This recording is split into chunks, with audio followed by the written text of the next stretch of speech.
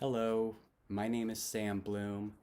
I live in Cincinnati, Ohio, and I am so thankful and grateful to Edie Campbell for inviting me to be part of this series for Asian Pacific American Heritage Month.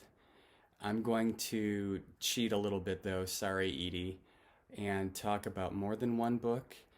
I'm a tween librarian by trade here at the public library, and I have some of my favorite tween books, and we consider tweens at my library to be between 9 and 14, so somewhere in that range.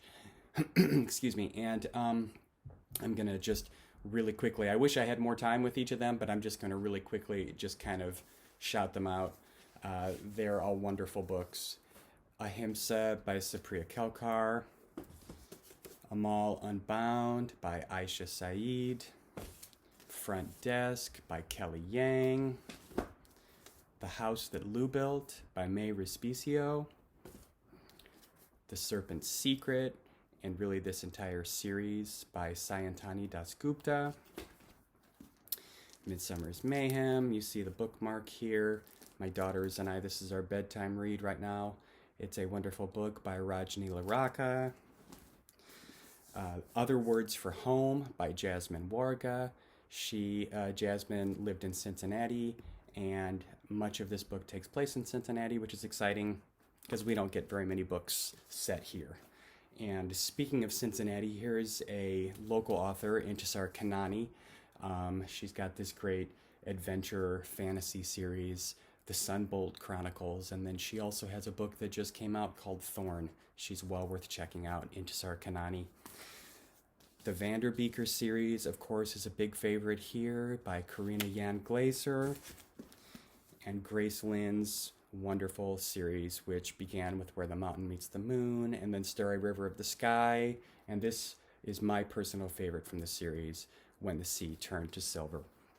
But though I am, as I said, a tween librarian and I work with the older kids, I am still a huge picture book fan, and I wanted to share one of my personal favorite picture books of the last few years, A Map into the World.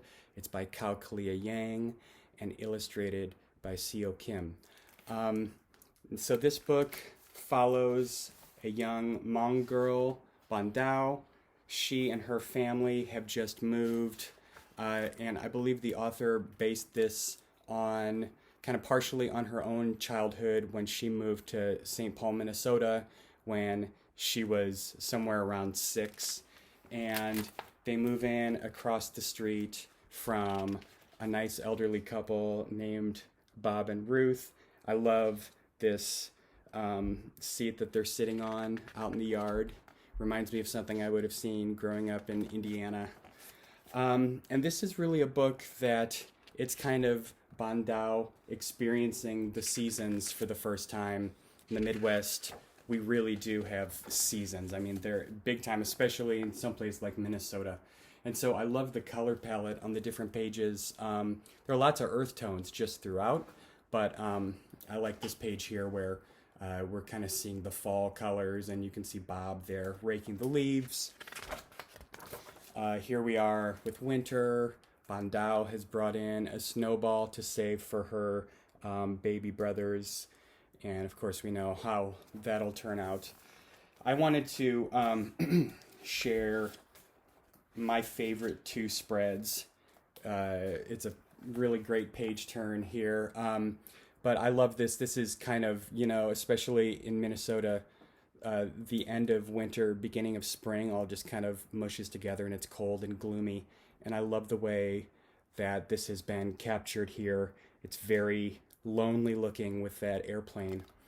After the Hmong New Year, my baby brothers learned how to sit on their own, and we all sat looking out the window together. I clapped for them when a plane flew across the high skies. They laughed every time. The house across the street looked empty. The ginkgo trees reached for the sky with their thin fingers. Beautiful writing. Really appreciate a good picture book text, and this is one of the best.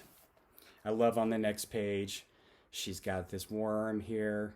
Really gives you a clear sense of kind of where we are in the seasons. And then even though the color palette is still very earth tones, I love the riot of color here with the flowers that are coming up. This is just a beautiful story of a little girl and just her wonderful soul. And the cover is kind of a foreshadowing of how she shares her world with Bob at the end of the story. Bob, who's lost his wife.